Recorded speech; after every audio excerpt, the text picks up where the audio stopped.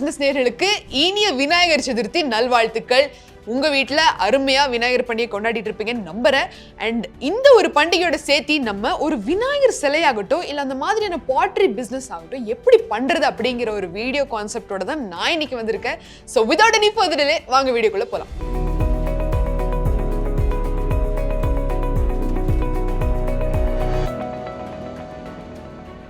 இங்க freedom app குழு விநாயகர் சதுர்த்தியை முன்னிட்டு பெங்களூர்ல இருக்கிற பாட்ரி டவுனுக்கு வந்து ஒரு விசிட் கொடுத்திருந்தோம். அங்க வந்து என்ன பண்ணுவாங்கன்னா எல்லா விநாயகர் சிலையும் செஞ்சு விற்கிற அந்த ஒரு ஏரியா ஃபுல் அண்ட் ஃபுல்லாவே பாட்டர்ஸோட ஏரியான்னு வச்சுக்கலாமே. அங்க ஒரு அருமையான ஒரு ஃபேமிலியை சந்திச்சோம்.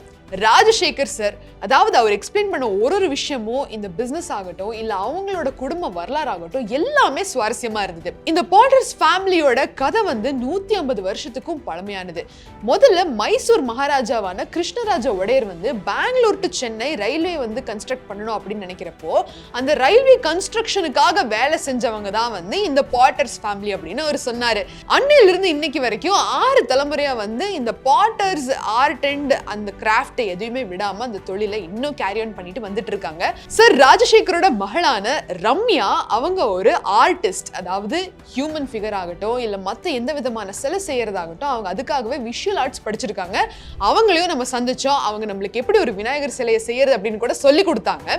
ஸோ பேசிக்கா அந்த பிசினஸ் எப்படி சார் ஸ்டார்ட் பண்றது, நீங்க வந்து தலைமுறையா வந்துட்டீங்க, ஆனா இது ஒரு காமன் மேன் ஆகட்டும் இல்ல இந்த டேலண்ட் உள்ளவங்க இந்த மாதிரி பிசினஸ் வந்து ஸ்டார்ட் பண்ணணும் அப்படின்னு நினைச்சா என்னென்ன பண்ணணும் அப்படிங்கறத ஒரு டீடைலா சொல்லியிருக்காரு. ஒருவேளை டேலண்ட் இருக்கிறவங்க இல்ல வந்து இந்த மாதிரியான ஒரு ஐடியா வந்து ஸ்டார்ட் பண்ணணும் அப்படின்னு நினைக்கிறவங்களுக்கு உங்களோட அட்வைஸ் என்ன அப்படின்னு கேட்டப்பதான் அவர் சொன்னாரு. சோ ஆரம்பத்துல இன்வெஸ்ட்மெண்ட் எப்படி இருக்குன்னு பாத்தீங்கன்னா 10,000 ரூபாய்க்கு 2 டன் கிளே வருமா, அதை தான் வந்து ஃபர்ஸ்ட் நீங்க வந்து இன்வெஸ்ட் பண்ண வேண்டி இருக்கும் அப்படின்னு அவர் சொல்றாரு. எலக்ட்ரிக் பில்லு ஒரு 20,000 ரூபாய் வரும். அதுக்கப்புறம் இந்த மாதிரியான இன்வெஸ்ட்மெண்ட்டுக்கு PMEGP லோன் ஸ்கீம் மூலமா உங்களுக்கு வந்து 35% சப்சிடியோட 25 லட்சம் ரூபாய் மட்டும் லோன் கிடைக்கும் அப்படிங்கறதையும் அவர் சொன்னாரு. சோ அந்த களிமண்ணை வந்து ப்ராப்பரா ஒரு கிளே ஆக்குறதுக்கு அந்த பக் மீல் அப்படின்னு சொன்னாரு. அதை வந்து ஒரு மிஷின் வாங்க வேண்டி இருக்கும்.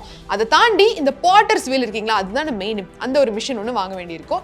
இந்த 2 மிஷின் காஸ்ட் எவ்வளவுன்னு பாத்தீங்கன்னா பாட்டர்ஸ் வீல் வந்து 20,000 ரூபாய் கிட்ட வரும். இந்த 2 மிஷின் எவ்வளவுன்னு பாத்தீங்கன்னா ஒரு 20,000 இருந்து 35,000 ரூபாய் மட்டும் ஆகும் அப்படின்னு அவர் சொல்றாரு. லேண்ட் சைஸ் உங்க சக்தியை பொறுத்து உங்க வீட்லயே ஒரு சின்ன ஸ்பேஸ் இருந்தா இதை வந்து ஆரம்பிச்சலாம். அப்படின்னா உங்களுக்கு தனியா லேண்ட் இருக்கு அப்படின்னா ஒரு 10x25 சைட்ல நீங்க ஸ்டார்ட் பண்ணலாம். அண்ட் இந்த பிசினஸ்ல எவ்வளவு லாபம் பார்க்கலாம் அப்படின்னா 1 லட்சம் ரூபாய் மட்டும் மாச லாபம் பார்க்கலாம்.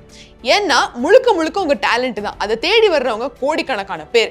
நீங்க இந்த பேசிக் இன்வெஸ்ட்மெண்ட்டை போட்டு உங்களோட டேலண்ட்டை வந்து மோல்ட் பண்ணி பாலிஷ் பண்ற மாதிரி போர்ட்ரே பண்ணிட்டீங்க அப்படின்னா அதுக்கான விலை வேற மாதிரி இருக்கு.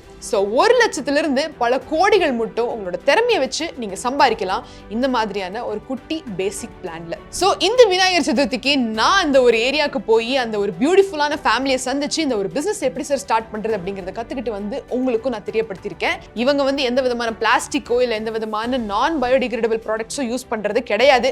அதே மாதிரி ஒரு விநாயகர் சதுர்த்திக்கும் நீங்களும் அழகா ஈகோ ஃப்ரெண்ட்லி விநாயகரை வாங்கி திருவிழாவை பயங்கரமா கொண்டாடுவீங்க அப்படின்னு நம்புறேன். இன்னொரு புது ஐடியாவோட பல யோசனைகளோட நான் வந்து உங்களை சந்திக்கிறேன். Until then, it's Meghla Karan signing off. Please do take care. Have a nice day.